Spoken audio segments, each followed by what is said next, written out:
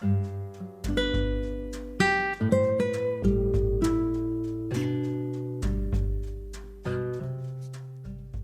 everyone, welcome back. We are on the 24th episode of our series Parenting One Step at a Time. In the previous episode, we talked about homework tips and time management tips for school-going kids.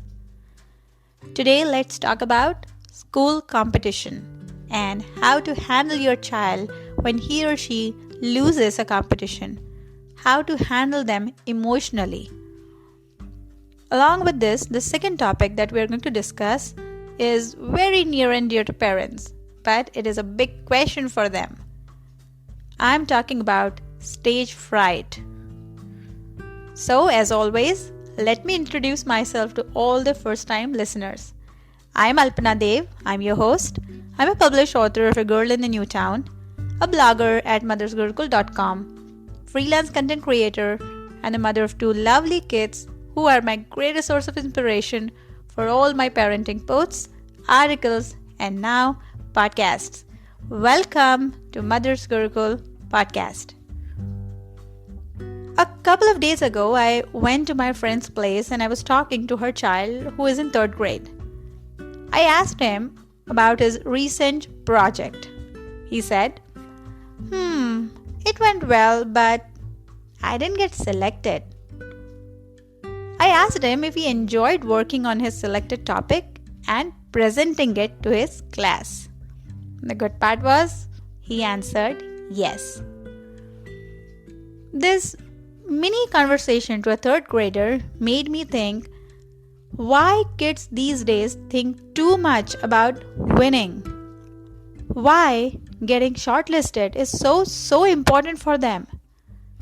Today, kids face so much of peer pressure that when they take part in any kind of competition, for them, winning has become more important than participation.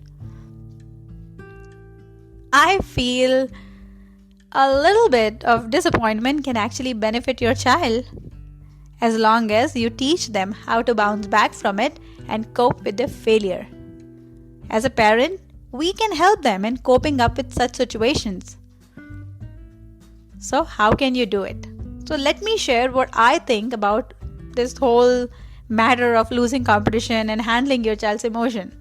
The first thing is, we should tell them that winning is important, but it should not be the only goal. Participation, not quitting in the middle, and enjoying the whole process is equally important. These days, parents are very much involved in their kids' projects, studies, schoolwork. There is nothing wrong in it, but sometimes this involvement raises the expectation bar. And if the child senses this, then they will not enjoy it. It will be more of a burden on them. Fear of failure. Many kids, they don't even attempt due to the fear of failure. So we have to tell them that failure is a part of life. They should not be treated as setbacks. If they fail at some competition, or say in their first or second attempt, that doesn't mean that that's end or they are weak. Instead, failure should be seen as a learning experience. They help us in polishing our existing skills. I totally understand exceptions are always there. There are certain exams in which the child cannot afford to fail. They have to give their best. But few competitions like school competitions, say for example debate competition or spelling bee, or their time to time, the routine competition that they have to participate, if they are not able to give their best, that doesn't mean that they are weak.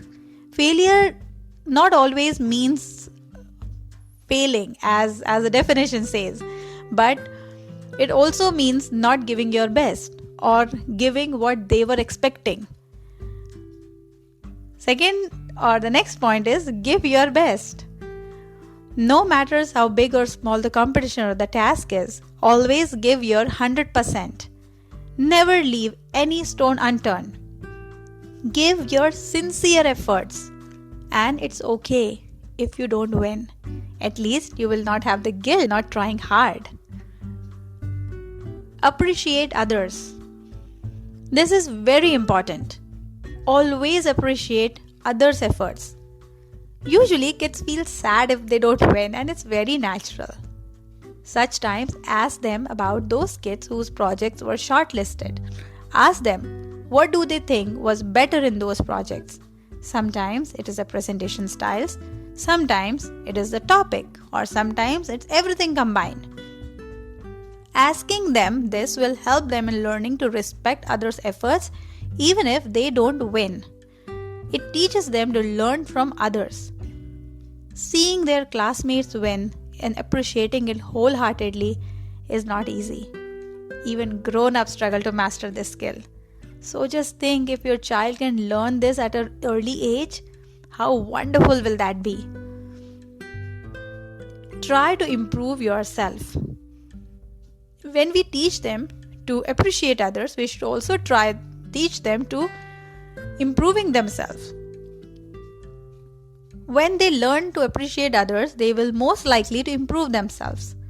Now seeing others win will not be a negative feeling for them, but an opportunity to learn something good from others. We all want our kids to excel in whatever they do, but unknowingly we set a high expectation bar and send a message to them that winning is always essential. Sometimes parents are more discouraged than kids.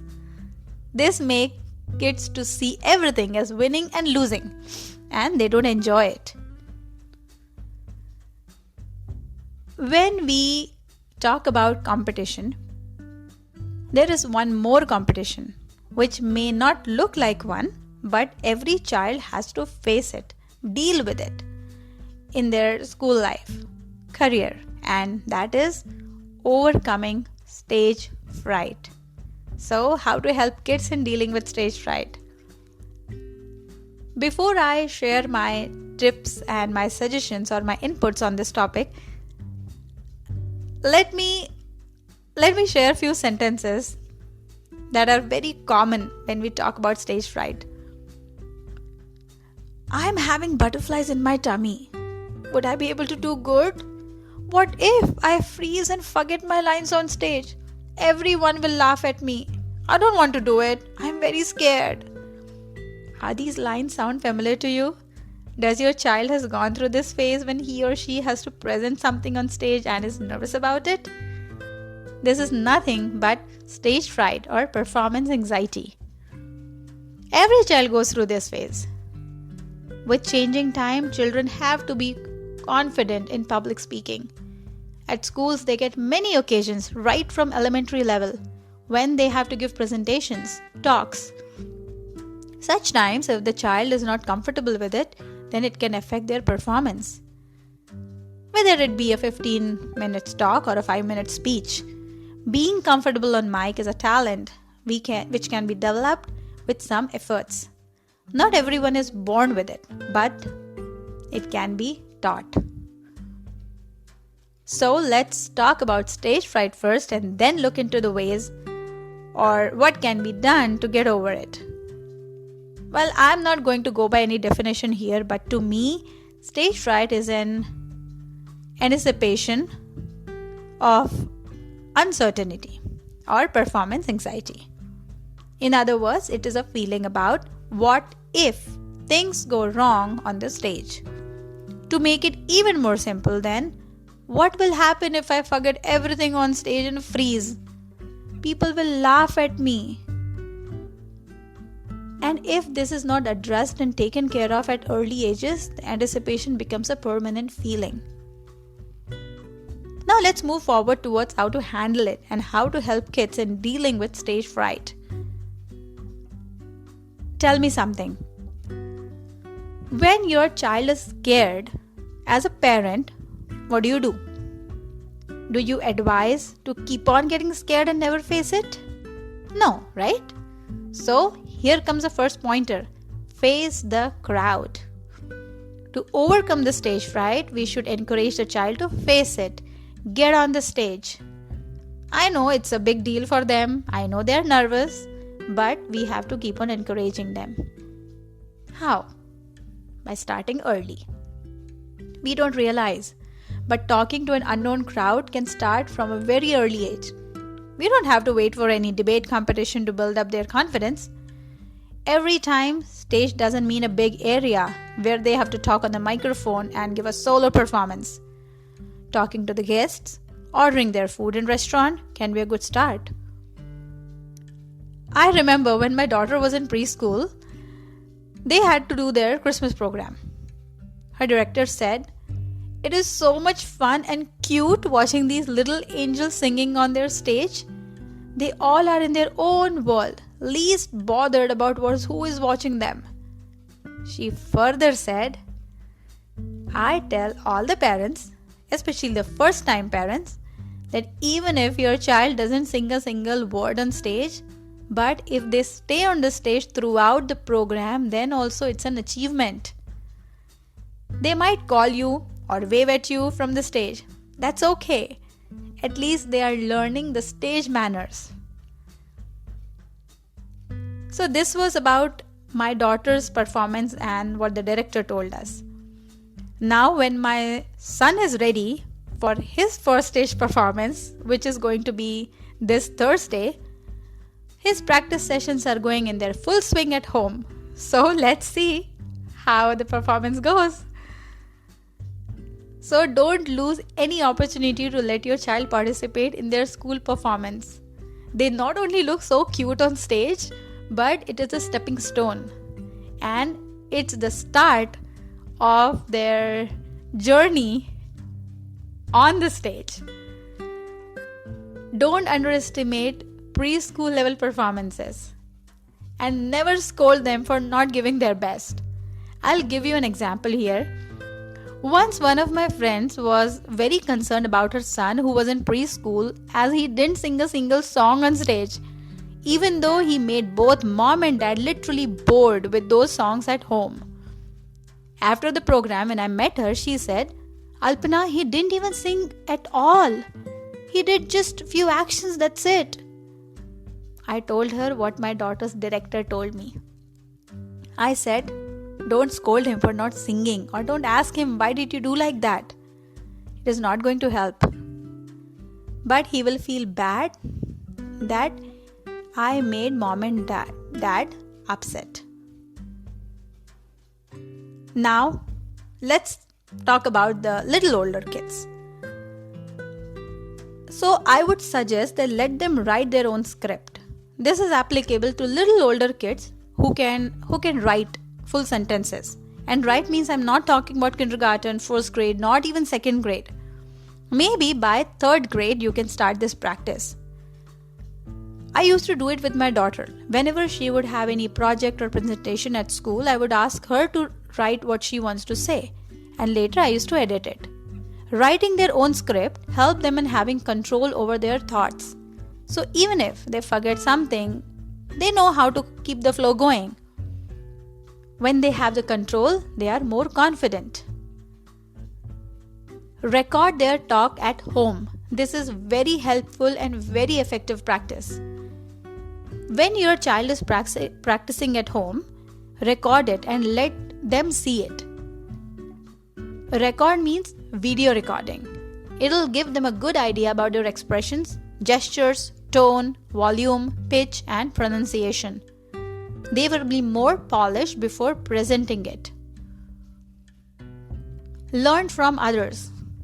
We already discussed about the value or the importance of appreciating others.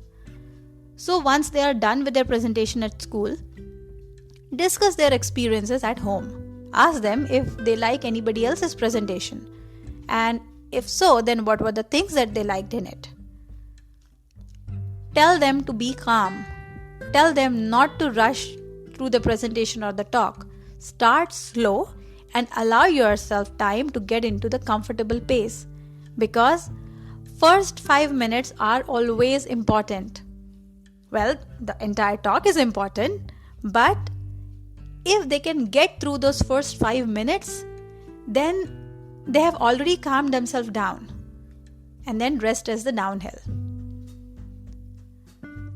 So these were a few of my ideas on helping kids and dealing with stage fright. Main thing is to work with it. The more they resist their anxiety, the more it'll work against them. I would love to hear what you want to say about stage fright and how do you handle it. So with this, I conclude today's episode on handling your child's emotion when he or she loses any competition and handling the stage fright. I'll see you soon with another interesting topic on Mother's Gurukul podcast. Till then, stay blessed, stay happy. Happy parenting. Bye-bye.